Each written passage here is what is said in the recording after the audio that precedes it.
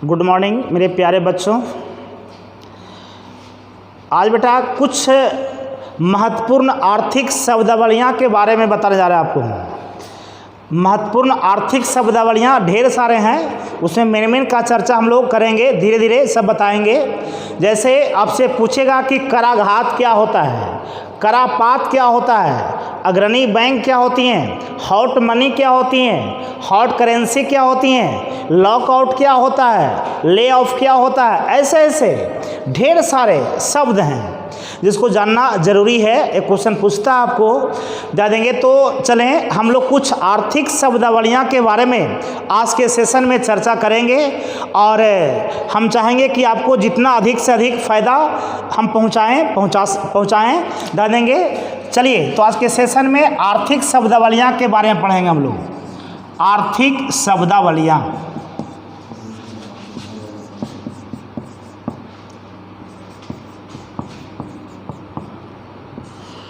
चलिए आर्थिक शब्दावलियाँ कौन कौन शब्द अभी बताए, सबका नाम लिए हैं, जिसमें हम सबसे पहले बेटा बताने जा रहे हैं आपको हम आर्थिक शब्दावलियाँ में बहुत आसान चीज़ ध्यान देंगे, जिसको कहते हैं हॉट मनी।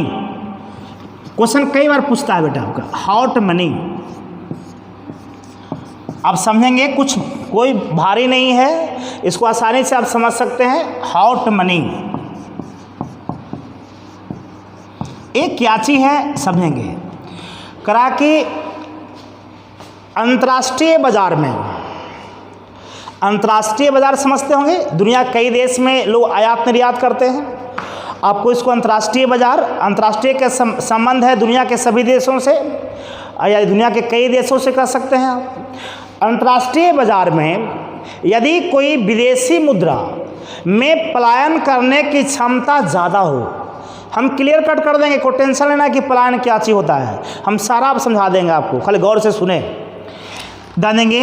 वैसी विदेशी मुद्रा, ऐसे अब विदेशी मुद्रा क्या हुआ, आप देखते हैं कि बहुत सारे अगर माने भारत में फैक्ट्री खुल रहे हैं तो विदेशी लोग भी पैसा लगा सकता है, जानते हैं कि नहीं। आपको भारत में अगर कोई फैक्ट्री खुल रही है तो आपको किसी देश, आप तो भारत किसी देश से सहयोग ले सकते हैं, आर्थिक सहयोग।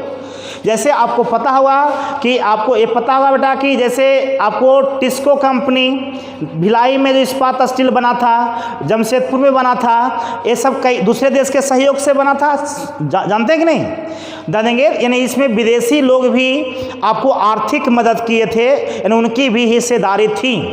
तो मेरा कहना है बेटा आपको कि आपको अगर इंडिया में कोई फैक्ट्री खुलती है तो उसमें विदेश के लोग भी या दूसरे देश के लोग भी पूंजी इन्वेस्ट कर सकते हैं यदि भारत के लोग उचित समझें तो, या भारत के सरकार अगर चाहें तो। और उसमें भी सीमा है, आप जानते होंगे कि अगर फैक्ट्री को खोलने में 100 रुपया लग रहा है तो जानेंगे तो विदेशी लोग 49 रुपया से ज़्यादा नहीं लगा सकते हैं। 49 रुपया इनका होगा, 51 रुपया भारत का होगा। नहीं समझ गए बात को, जानेंगे। ये आपको फॉरेनर का आपका या फॉरेन का जानेंगे। अगर हम एग्जाम्पल दिए, यानी कहीं फैक्ट्री खुलती हैं तो उसका जितना पूंजी है, लागत पूंजी है, उसका 49% आपको विदेशी लोग का पैसा लग सकता है और 51% लगेगा भारतीय लोग का पैसा लगेगा।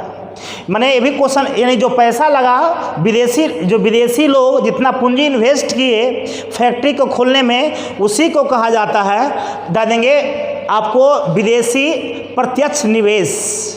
जो निवेश करना मतलब पैसा लगाना। तो एक चीज़ भी दिमाग में रखिएगा, क्वेश्चन यही पूछता है बेटा कि भारत में आपको विदेशी प्रत्यक्ष निवेश कितनी हो सकते हैं, कितना %, तो 49%। इसका मतलब हुआ कि 100 रुपया में कितना रुपया लगा सकता है वो, 49 रुपया उसका विदेशी लोग पूंजी लगा सकता है, 49 से ज़्यादा नहीं लगा सकता है, ऐसा रूल बना हुआ है। तो विदेशी प्रत्यक्ष निवेश की सीमा कितना % है, 49% है। क्लियर। तो हाँ, अब देखेंगे तो विदेशी लोग पैसा क्यों लगाती हैं दूसरे स्थानों पर, लाभ कमाने के लिए। अरे विदेशी लोग अगर भारत में फैक्ट्री खुल रही हैं, अब विदेशी दूसरा देश के सरकार यहाँ पैसा लगा रही हैं, तो इसका मतलब किस पर्पज़ से? इनकम के पर्पज़ से, फ़ायदा के लिए, तो ये लाभ के लिए। अब ध्यान देंगे तो हॉट मनी किसको कह सकते हैं? वैसी विदेशी मुद्रा समझ गए होंगे, पैसा, मुद्रा जिसमें पलायन करने की क्षमता, हम समझा देते हैं आपको, जिसमें पलायन करने की क्षमता सर्वाधिक हो। इसका मतलब क्या हुआ?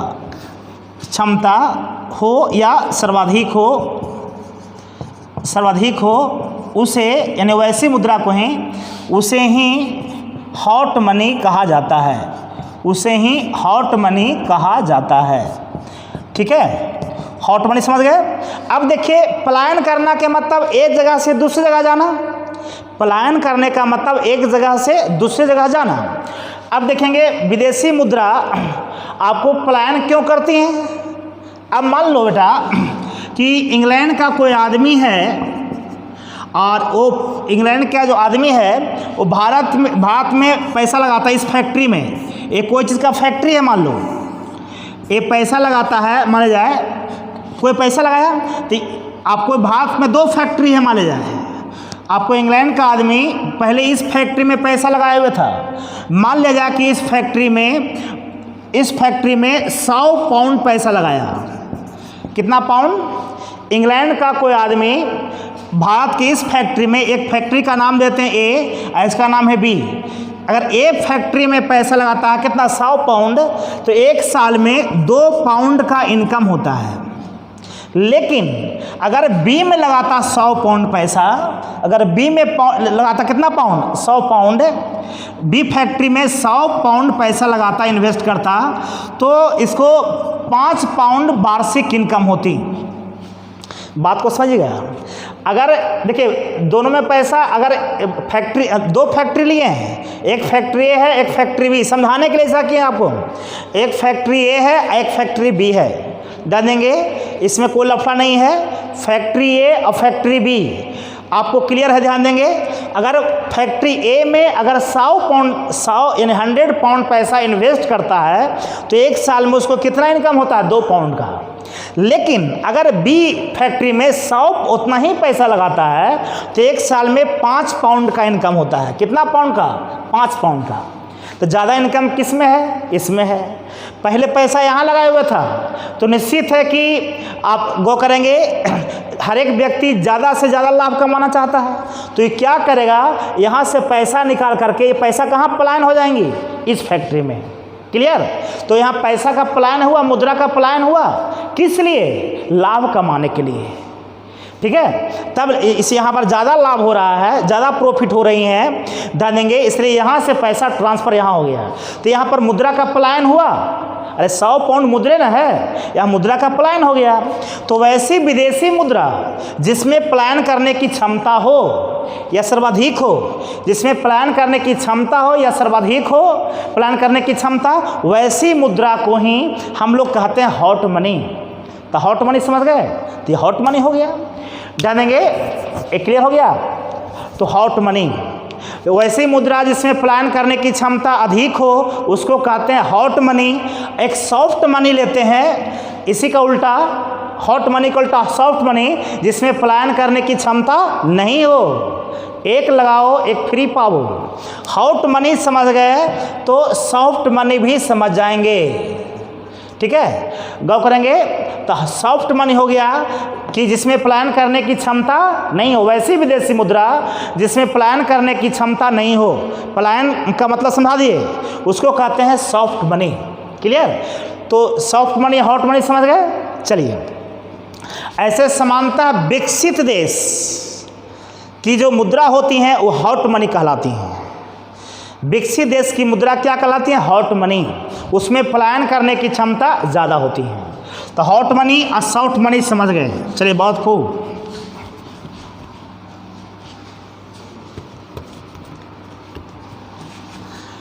अब बेटा एक हॉट मनी, एक हॉट करेंसी है, दोनों में अंतर क्या है? देखिए यही कन्फ्यूजन होता है लोगों को एक बताया हॉट मनी। हॉट मनी समझ गए, प्लान करने की क्षमता जिसमें ज़्यादा हो। यहाँ बताने जा रहा है बेटा आपको हॉट करेंसी। हॉट करेंसी एक किसको कहेंगे, दोनों में अंतर है, याद रखिएगा। हॉट करेंसी क्या होता है, तो वैसी विदेशी मुद्रा, इसका परिभाषा है बेटा कि वैसी विदेशी मुद्रा जिसकी मांग की तुलना में पूर्ति कम हो, जिसकी मांग अधिक हो और पूर्ति कम हो, ये भी कह सकते हैं। जिसकी जानेंगे, जिसकी मांग अधिक एवं पूर्ति कम हो, उसे हॉट करेंसी कहा जाता है। उसे हॉट करेंसी कहा जाता है। ठीक है, अब मतलब समझिए, हॉट मनी अलग था, हॉट करेंसी अलग है बेटा। जानेंगे वैसी विदेशी मुद्रा जिसकी मांग अधिक, माने बाजार में मांग ज़्यादा हो उसका, लेकिन पूर्ति कम हो रहा हो। मांग ज़्यादा है, आपूर्ति कम हो रहा है। अगर कोई मुद्रा तो कोई वस्तु भी एक मुद्रा हो सकती है जिसका कोई दाम है। अब सोचो बेटा, ध्यान देंगे आपको, मोबाइल को मुद्रा कह सकते हैं कि नहीं, इसका भी कोई दाम है। मोबाइल ही लीजिए, एक उदाहरण समझाते हैं आपको। मोबाइल भी एक प्रकार की मुद्रा है बेटा, क्योंकि इसका दाम होता है, मूल्य होता है। क्लियर? हो सकता है कि कोई नया मोबाइल लॉन्च किया हो, उसका फीचर ज़्यादा अच्छा हो, तो मोबाइल की मांग आ रहा है बाहर से, मान लिया कि स्विट्ज़रलैंड से आ रहा है। कहाँ से आ रहा है ये मोबाइल, कहाँ बनता है? स्विट्ज़रलैंड में। स्विट्ज़रलैंड में मान लिया जाए, तो वहाँ से मोबाइल इंडिया आता है, तो इंडिया के लोग इस मोबाइल को ज़्यादा चाहते हैं। एक साल में इंडिया को चाहिए 5000 मोबाइल। मांग कितना मोबाइल का है? 5000 मोबाइल का, लेकिन आता है कितना? मात्र 2000 मोबाइल आ रहा है। वहाँ से सप्लाई करा 2000 का, मांग ज़्यादा है। बात को समझेंगे, मांग कितना का है? 5000 मोबाइल का, लेकिन वहाँ से आ रहा है कितना? पूर्ति कितना हो रहा है? 2000 दे देंगे। तो वैसे ही मुद्रा को, यहाँ मुद्रा के रूप में मोबाइल है, तो वैसे ही मुद्रा को हम लोग कहते हैं हॉट करेंसी। क्लियर हो गया? हॉट करेंसी समझ गए? तो वैसी मुद्रा या वैसी विदेशी मुद्रा, क्योंकि विदेशी है, स्विट्जरलैंड का है, वैसी मुद्रा जिसकी मांग की तुलना में पूर्ति कम हो, माने उस मुद्रा का मांग ज़्यादा है, वहाँ से सप्लाई कम हो रहा, पूर्ति माने भेजा जा रहा हो कम, देंगे भेजा जा रहा हो, पूर्ति किया। तो वैसी मुद्रा जिसकी मांग अधिक हो, आपूर्ति कम हो, देंगे वैसी मुद्रा को ही या वैसी विदेशी मुद्रा को ही हम लोग कहते हैं हॉट करेंसी। क्लियर हो गया? हॉट करेंसी समझ गए तो सॉफ्ट करेंसी समझ में आ जाएगा। इसका उल्टा देंगे, सॉफ्ट करेंसी क्या होगा? सॉफ्ट करेंसी में हो जाएगा, यहाँ मांग है, देंगे मांग कम, आपूर्ति अधिक। उल्टा, मांग कम, आपूर्ति अधिक। मांग है 5 मोबाइल का, आपूर्ति हो रहा है 75, वहाँ से आ रहा है, देंगे यह सॉफ्ट करेंसी। तो आप समझ गए होंगे बेटा, देंगे हम उम्मीद करते हैं कि आप लोग समझ गए होंगे। तो सॉफ्ट करेंसी हॉट करेंसी का उल्टा, इसमें मांग अधिक, पूर्ति कम, इसमें मांग कम, आपूर्ति अधिक, उल्टा इसका है। ये हो गया सॉफ्ट करेंसी। तो उम्मीद करते हैं कि ये समझ गए होंगे आप लोग, इसमें कोई लफड़ा नहीं है।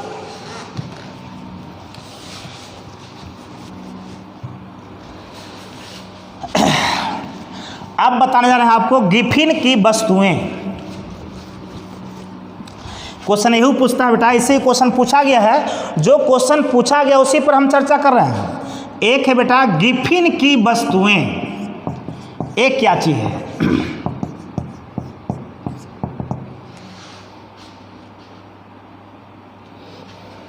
गिफिन की वस्तुएं, घटिया किस्म की वस्तु जितना भी होती हैं, घटिया किस्म में जो विलासिता की वस्तुएं हो, देंगे विलासिता की वस्तु, जैसे एग्जाम्पल ले लीजिए शराब का नाम सुने हैं आपको, ध्यान देंगे ड्रग्स, आपको ये सब घटिया किस्म की वस्तु है या विलासिता वस्तुएं कहते हैं। ध्यान देंगे गिफिन की वस्तुएं किसको कहेंगे?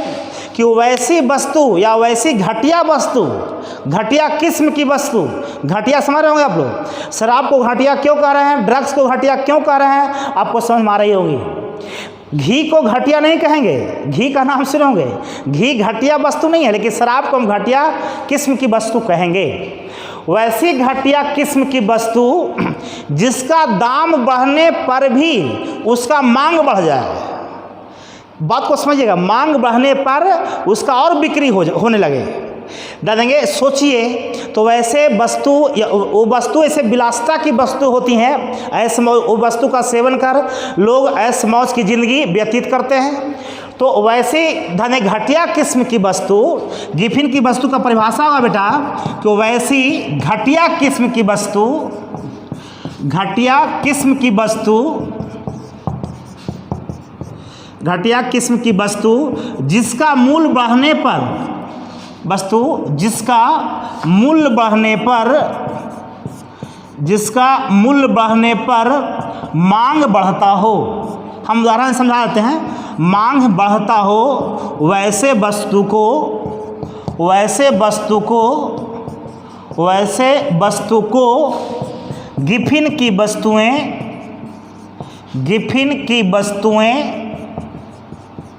कही जाती हैं, गिफिन की वस्तुएं कही जाती हैं। या ये भी कह सकते हैं कि वैसा घटिया, इसका दूसरा परिभाषा भी दे सकते हैं हम, जैसे समझिए आप, जैसे बेटा सोचो, जो घटिया किस्म की वस्तु जैसे शराब है, शराब का दाम बढ़ भी जाएगा तो इसकी बिक्री कमती नहीं है। इसकी बिक्री ऐसे जनरली क्या होता है कि वस्तु का दाम बढ़ने पर बिक्री कम जाता है। अगर कोई वस्तु जनरली देखा जाए जो घटिया किस्म का नहीं हो, उसका दाम बढ़ने पर बिक्री कम जाती है, लेकिन कुछ ऐसी घटिया किस्म की वस्तु होती हैं जिसका दाम बढ़ने पर और बिक्री बढ़ जाती है, यानी मांग बढ़ जाती है। क्लियर? देंगे तो वैसी वस्तु को ही गिफिन की वस्तुएं कही जाती हैं। जैसे एग्जाम्पल दें बेटा, ध्यान देंगे, एक एग्जाम्पल दें, जैसे आपको बाज़ार में घी है, एक शराब है, दो तरह का सामान बिक रहा है। दे देंगे, ये तो आपको भी पता है कि ये घटिया किस्म की वस्तु कहेंगे शराब को, शराब को हम कहेंगे घटिया किस्म की वस्तु, घटिया किस्म की वस्तु। लेकिन घी को घटिया किस्म का नहीं कहेंगे, अच्छी किस्म का वस्तु कहेंगे, अच्छी किस्म का वस्तु कहेंगे ना। अब देखो ना, अगर इसका दाम बढ़ जाए, घी का दाम, सोचो घी का दाम बढ़ जाएगा तो घी का बिक्री कम जाएगा, घी का दाम बढ़ जाएगा तो बिक्री कम जाएगा, लेकिन शराब का दाम बढ़ेगा तो भी बिक्री नहीं कमेगा। दे देंगे, अब सोचिए अभी हमारे यहाँ लागू है, तो ये देखो अभी क्या लिखे कि वैसी घटिया किस्म की वस्तु जिसका दाम बढ़ने पर या मूल्य बढ़ने पर उसकी मांग भी बढ़ जाता हो, उसका बिक्री भी बढ़ जाता हो, वैसी घटिया किस्म की वस्तु को ही गिफिन की वस्तुएं कही जाती हैं। क्लियर? और या तो इसको दूसरे तरह से भी एक्सप्लेन कर सकते हैं हम कि वैसे घटिया किस्म की वस्तु जिस पर मानव यानी आदमी अपने इनकम का ज़्यादा हिस्सा खर्चा करता हो। दे देंगे, अपना इनकम का ज़्यादा हिस्सा किस पर खर्चा करता हो? वो घटिया किस्म की वस्तु पर। दे देंगे, तो वैसे वस्तु को ही कहते हैं गिफिन की वस्तुएं। क्लियर? चलिए, बहुत अच्छा। तो गिफिन की वस्तुएं भी समझ गए, ये विलासिता की वस्तुएं होती हैं। डालेंगे इसको सेवन कर करके, जिसका उपयोग कर करके मानव ऐशो आराम की ज़िंदगी कुछ समय के लिए व्यतीत करता है। अब इसी से जुड़ा हुआ बेटा ग्रेसम का नियम है, यहीं पर हम बता दें ताकि आपको याद हो जाए। आपको इंग्लैंड की एक महारानी थी, आपको एलिजाबेथ, उनके एक आर्थिक सलाहकार थे, आपको ग्रेसम का नाम सुनोगे। ग्रेसम एक बताने जा रहे हैं बेटा, ग्रेसम का नियम बहुत आसान चीज़ है, कई बार क्वेश्चन पूछा है। ग्रेसम का नियम, ग्रेसम एक अर्थशास्त्री का नाम है जो इंग्लैंड के थे। कहाँ के थे? इंग्लैंड के। जैसे न्यूटन का नियम पढ़े होंगे, न्यूटन का नियम में कुछ बातें कही गई हैं जो न्यूटन के द्वारा कही गई होंगी, तो न्यूटन का नियम कहलाया। यहाँ ग्रेसम का नियम है, इसका मतलब है नियम कौन दिए? ग्रेसम दिए। ग्रेसम कहाँ के थे? इंग्लैंड के थे, एक आर्थिक सलाहकार थे इंग्लैंड की महारानी की। तो इन्होंने एक नियम दिया, एक बात कही, उन्होंने कहा कि जब बाजार में अच्छी मुद्रा, ये भी मुद्रा है, इसका भी कुछ दाम है, घी भी मुद्रा है, वैसी वस्तु जिसका कुछ दाम हो वो मुद्रा कहलाती है। जब बाजार में अच्छी मुद्रा एवं बुरी मुद्रा यानी खराब, बुरी मुद्रा दोनों प्रचलन में हो, दोनों हो बाजार में, दोनों प्रचलन में हो तो बुरी मुद्रा अच्छी मुद्रा को प्रचलन से बाहर कर देती हैं, प्रचलन से बाहर कर देती हैं। इसका मतलब समझ गए होंगे आप लोग।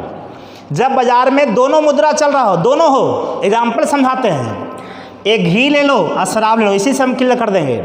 दोनों, घी एक वस्तु है, इसका कुछ दाम होता है तो इसको मुद्रा भी कहेंगे। घी भी मुद्रा है, शराब भी मुद्रा है, दोनों मुद्रा दोनों बाजार में बिक रहा है। तो घी हो गया अच्छी मुद्रा और शराब हो गया बुरी मुद्रा, खराब मुद्रा। दोनों बाजार में बिक रहा हो तो आप देखेंगे आज के हमारे यहाँ जो समय है तो शराब की बिक्री ज़्यादा हो जाएगी, अब घी के बिक्री को ठप कर देगा वो। वही कहता है घी नहीं बिकेगा लेकिन शराब बिकेगा।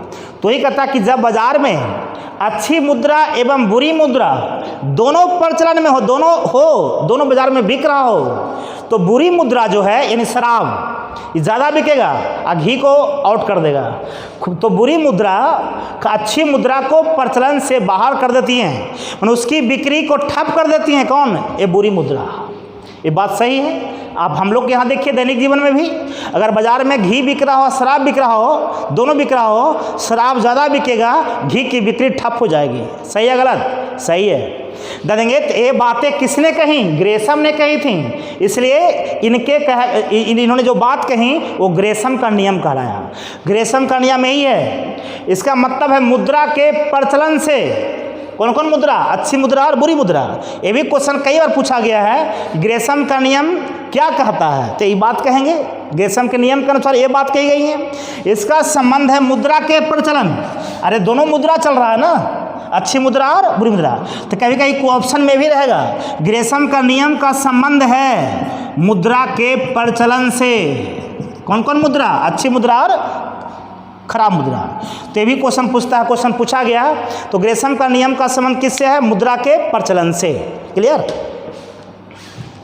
तो ग्रेसम का नियम समझ गए होंगे, इसमें कोई लफड़ा नहीं है।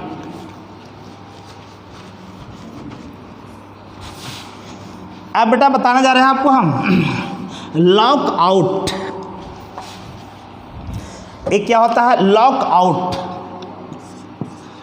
लॉक आउट इसको हिंदी में बोलते हैं बेटा तालाबंदी। लॉक आउट को बोलते हैं हिंदी में तालाबंदी। एक क्या चीज होता है? मान लिया जाए एक फैक्ट्री है बेटा, ध्यान देंगे। तो फैक्ट्री के मालिक अपने फैक्ट्री में कई मजदूरों से काम करवाते हैं, यानी अपने फैक्ट्री के मालिक अपने फैक्ट्री में काम करने के लिए कई मजदूर नियुक्त करते हैं। तो मालिक को नियोक्ता भी कर सकते हैं, नियुक्त करने वाले को नियोक्ता कहा जाता है, एम्प्लॉयर। अब सोचो ये मान लो फैक्ट्री है बेटा, ये क्या है? फैक्ट्री। क्लियर? तो जब किसी फैक्ट्री के मालिक के द्वारा जानेंगे अपनी मांग को मनवाने के लिए जानेंगे फैक्ट्री में ताला लगा देते हैं। फैक्ट्री में क्या लगाते हैं? ताला। अपनी मांग को मंगवाने के लिए। अब इसका मतलब ये हुआ जब किसी फैक्ट्री मालिक के द्वारा, कारखाना के मालिक के द्वारा, उद्योग के मालिक के द्वारा अपनी मांग को मंगवाने के लिए, किससे मंगवाने के लिए? जानेंगे मजदूरों से फैक्ट्री में ताला लगा देते हैं। जैसे एग्जाम्पल देते हैं, ध्यान देंगे। तो इसी घटना को बोलते हैं तालाबंदी। जब किसी फैक्ट्री के मालिक के द्वारा अपनी मांग को मनवाने के लिए, किससे मनवाने के लिए? मजदूरों से। जानेंगे फैक्ट्री में ताला लगा दी जाती हैं। जानेंगे तो इसे ही या इस घटना को ही हम लोग कहते हैं तालाबंदी। क्या कहते हैं? तालाबंदी। अंग्रेजी में लॉकआउट। अब एग्जाम्पल समझाते हैं आपको। जैसे बेटा फैक्ट्री के मालिक हम हैं मालिक हम हैं, हमारे यहाँ 5 मजदूर काम कर रहा मान लिया जाए, हम मजदूर से कहते हैं कि नहीं तुम पहले से मजदूर 8 घंटा फैक्ट्री में काम करता था, हम कह रहे हैं कि नहीं कि तुमको 10 घंटा करना है, माने धनेंगे 10 घंटा करना, हम उस पर प्रेशर दे रहे हैं और धनेंगे और फैक्ट्री को अपना बंद कर दिए कि जब तक तुम नहीं कहोगे कि हम 10 घंटा काम करेंगे तब तक फैक्ट्री बंद रहेगी। क्लियर? तब मजदूर लोग लाचार होकर के बेचारा 10 घंटा पर भी कबूल किया, तो क्या अपना मांग मनवाए कि नहीं उससे? मेरा मांग क्या था कि 10 घंटा ड्यूटी करो, और वो लोग 8 घंटा के चक्कर में था, लेकिन उन लोग को मजबूर किए हम। मजबूर कैसे किए? फैक्ट्री को बंद कर करके देंगे। तो अब समझ गए होंगे आप लोग। तो जो फैक्ट्री में ताला लग गया, इसी घटना को कहते हैं तालाबंदी, या अंग्रेजी में कहते हैं लॉकआउट। क्या बोलते हैं? लॉकआउट। तो जब किसी फैक्ट्री या उद्योग के मालिक के द्वारा अपनी मांग को यानी अपने शर्त को मनवाने के लिए किसी से, मजदूर से, जो फैक्ट्री में ताला लगा देते हैं, इसी घटना को कहते हैं तालाबंदी या अंग्रेजी में लॉकआउट। क्या है? लॉकआउट। एक है ले ऑफ, एक है बेटा lay off, LAYOFF, lay off. ये क्या होता है?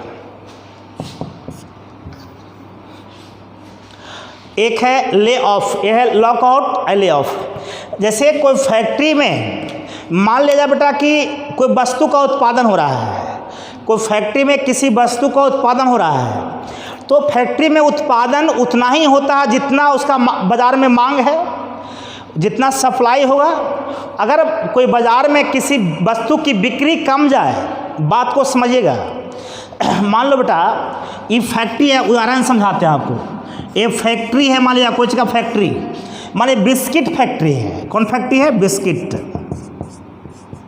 ये बिस्किट फैक्ट्री है बेटा, ध्यान देंगे। यहाँ पर 5 मजदूर काम कर रहे हैं, 1 मजदूर है, 2 3 4 5 मजदूर, ठीक है।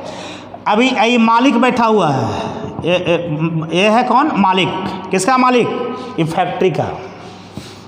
इसके अंडर में 5 मजदूर है। यहाँ पर क्या चीज़ का उत्पादन होता है? बिस्किट का। पहले बिस्किट जो है प्रतिदिन आपको यहाँ से निकलता था 100 पैकेट। कितना बनता था? 100 पैकेट। अब बाज़ार में बिक जाता था, बाज़ार में बिक जाता था। ये 100 पैकेट बाज़ार में खपत हो जाता था, लेकिन बाज़ार में बिस्किट की बिक्री कम गई। पहले फैक्ट्री से जितना माल निकलता था या जितना माल बनता था वो टोटल बाज़ार में बिक जाता था, लेकिन अब ऐसा कुछ हालात हुए कि उतना बिस्किट बाज़ार में नहीं बिक पाता है। देंगे अब बाज़ार में 20 पैकेट बिकता है, तो अब क्या करेगा मालिक? यहाँ से अब 100 पैकेट बनाने के लिए 5 मजदूर खटवाता था, अब 20 पैकेट बनाना है तो कुछ मजदूर को निकालेगा ना, कि बैठा के इसको वेतन देगा, देंगे। तब मालिक के द्वारा कुछ मजदूर को यहाँ से हटा दिया जाता है। इसी घटना को देंगे, इसी घटना को कहा जाता है ले ऑफ, यानी वहाँ से निकालना, मजदूर को निकालना। किस लिए? यानी स्पष्ट हो गया कि जब बाज़ार में किसी वस्तु की मांग कम जाती है तो फैक्ट्री में उत्पादन भी कम हो जाएगा। तो फैक्ट्री में उत्पादन कम हो जाएगा तो कम उत्पादन के लिए कम मजदूर रखना पड़ेगा, तो ज़्यादा मजदूर है उसको तो हटाना पड़ेगा। तो जब किसी बाज़ार में आपको बाज़ार में मांग कम हो जाती हैं तो वस्तु का उत्पादन फैक्ट्री में कम होने लगता है, तब कंपनी के मालिक मजदूर को अपने कंपनी से हटा देते हैं। ध्यान देंगे, इसी घटना को कहा जाता है ले ऑफ। क्या कहता है? Lay off. तो लॉकआउट भी बुझ गए और ले ऑफ भी बुझ गए, इसमें कोई लफड़ा नहीं है।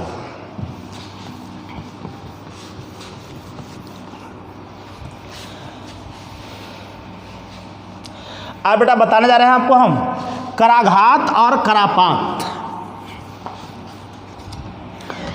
एक आता है टर्म बेटा कराघात, समझ जाइए, कराघात एवं करापात।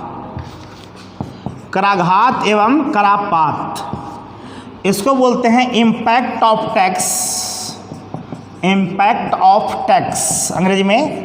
इसको कहते हैं इंसिडेंस ऑफ टैक्स, करापात को। अब कराघात किसको कहते हैं, करापात किसको कहते हैं? बहुत आसान चीज़ है। आप जानते हो बेटा कि सरकार के द्वारा किसी आदमी पर टैक्स लगाई जाती है जो इनकम करता है उसके अनुसार। जब सरकार के द्वारा, यहाँ समझिएगा, बहुत आसान समझाता है आपको। सरकार के द्वारा दो व्यक्ति हैं, जब 3 व्यक्ति लेते हैं, सरकार के द्वारा ए पर टैक्स लगाया गया। ए कोई आदमी है, भारत का ही व्यक्ति है जो इनकम करता है, वो सरकार के द्वारा किस पर टैक्स लगाया गया? ए पर। तो सरकार के द्वारा ए पर लगाया गया, तो ए जो है आपको ध्यान देंगे, इसको भुगतान कर देता है किसी के सहायता के बिना। सरकार जो है ए पर टैक्स लगाया, ए कोई भारतीय आदमी है, इस पर टैक्स लगाया, ध्यान देंगे। तो सरकार पहली बार जिस व्यक्ति पर, या सबसे पहले जिस व्यक्ति पर टैक्स लगाता है, तो इस घटना को कहा जाता है कराघात। ठीक है। और जितना टैक्स लगाया वो टोटल टैक्स ए ही चुकाया, किसी दूसरा व्यक्ति से नहीं लिया। और ए किसको दिया? सरकार को। यानी कि जब सरकार के द्वारा लगाए गए टैक्स का मौद्रिक भार वही व्यक्ति उठाता है जिस पर लगाया गया। मौद्रिक भार उठाना के मतलब टैक्स देना, मुद्रा का भार। अरे टैक्स लगाया मैंने मुद्रा का भार इस पर डाला, टैक्स में मुद्रा लिया जाता है ना। देंगे जब सरकार के द्वारा जिस व्यक्ति पर मौद्रिक भार लादा गया, यानी जिस पर टैक्स लादा गया, वही व्यक्ति अगर टैक्स सरकार को देती हैं तो हम कहते हैं कि ए पर कराघात हुआ। ए पर क्या हुआ?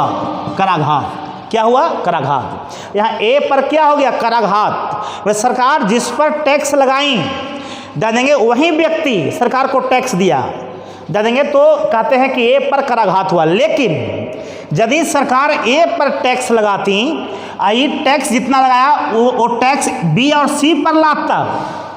ए देंगे कब लादता है बताते हैं आपको हम। जब सरकार ए पर टैक्स लगाई, जब सरकार ए पर टैक्स लगाई, आई ये अपने टैक्स ना चुका करके इन लोग से भी टैक्स वसूल कर करके ये सरकार को देती हैं। तो हम कहते हैं कि बी और सी पर करापात हुआ और ए पर क्या हुआ? कराघात हुआ। अब देखिए, जैसे मान लीजिए हम फैक्ट्री मालिक हैं, ये मेरा फैक्ट्री है, फैक्ट्री मालिक ए है, यहाँ वस्तु का उत्पादन होता है देंगे। तो ए वस्तु का उत्पादन, यहाँ समझिएगा, ए वस्तु का उत्पादन करता है, तो ए उत्पादित वस्तु को बी और सी खरीदता है। मान लीजिए कौन खरीदता है? बी और सी। अब सरकार जो है ए पर टैक्स लगाई, ए पर क्या लगाई? टैक्स। तो क्यों? ये उत्पादन शुल्क लगाई, जो वस्तु उत्पादन करा उस पर टैक्स। तो ये क्या किया कि सरकार जब इस पर ला दी तो टैक्स देने के लिए ए जो है बी और सी दोनों पर टैक्स लाद देंगे, और इसे वसूल कर, बी और सी से वसूल कर, कौन वसूल किया? ए। किसको देती हैं? सरकार को। तो यहाँ पर कहेंगे ए पर कराघात हुआ। ए पर क्या हुआ? कराघात। जिस पर सबसे पहले लगाया जाता है टैक्स उस पर कराबात होता है, कराघात। उस पर क्या होता है? कराघात। और ध्यान देंगे यदि ये दूसरा कोई से वसूल करके देता है तो इन लोग पर होता है करापात। इन लोग पर क्या हुआ? करापात। ठीक है। यानी सबसे पहले जिस पर लगाया जाता है उस पर कराघात हुआ, और बाद में जिस पर लगाया गया उस पर क्या हो गया? करापात हुआ। पात। क्लियर? आई होप कि आप समझ गए होंगे, हमको पूरा विश्वास है। यहीं पर छोड़ते हैं हम। जय हिंद, जय भारत।